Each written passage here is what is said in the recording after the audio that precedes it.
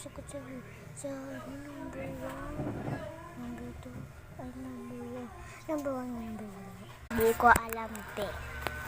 Di ko alam. Para ka dyan sa sarili mo. Sulat ka sa sarili mo.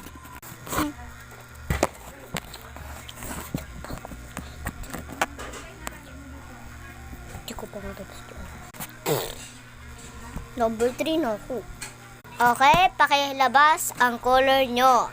Ma'am, pwede po yung, wala po akong color eh.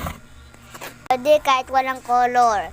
Basta gamitin lang ang umiram na lang pala sa, classmates. Yes!